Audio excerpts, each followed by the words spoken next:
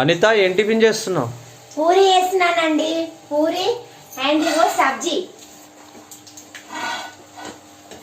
ఒక్క నిమిషం ఆగు. అవునా? ఫస్ట్ ఆఫ్ ఆల్ మీ అందరికి వెరీ వెరీ గుడ్ మార్నింగ్ అండి. అందరికి టిఫిన్ చేసిరా? మీ అందరూ ఏం చేస్తున్నారండి? మీ అందరికి గుడ్ మార్నింగ్. నేనైతే అండ్ పూరి ఇగో సబ్జీ.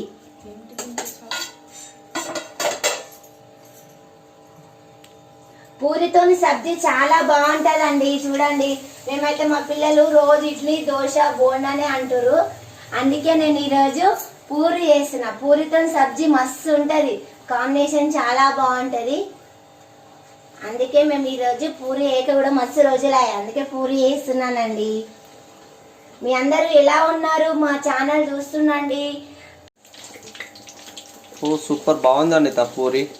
మరి ఇలా పూరి ఇలా పొంగాలండి. ఒక హాఫ్ అన్ అవర్ పాటు మంచిగా నూనె ఉప్పు అన్ని వాటర్ వేసి మంచిగా పిసకాలి, మంచిగా నానబెట్టాలి. అప్పుడే పూరి బాగా పొంగుతుంది, లేకపోతే పొంగదండి.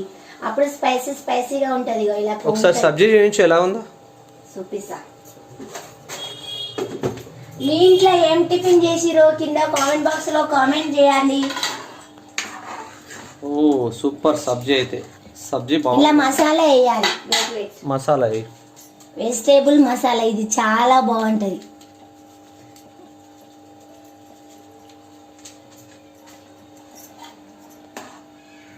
సబ్జీ మసాలా అన్నమాట. నాకు చాలా ఇష్టం అనిత పూరి అంటే. నీకు? నాకు కూడా పూరి అంటేనే ఇష్టం. ఎక్కువ శాతం ఇక్కడ వెళ్ళినా పూరియే తింటానండి నేనైతే. ఇడ్లీ తినవు కదా నువ్వు? నాకు ఇడ్లీ ఇష్టం ఉండదు, కానీ ఇంకా చేసినప్పుడు నేనే చేస్తా కాబట్టి ఏదో తినలేక తింటావు. సాంబార్ ఇడ్లీ బాగుంటది. మా ఇంట్లో ఇడ్లీ వేసే కంపల్సరీ సాంబార్ చేస్తాను నేనైతే. తినలేక ఇడ్లీ తింటావు, కానీ నీకు పూరి అంటేనే ఇష్టం.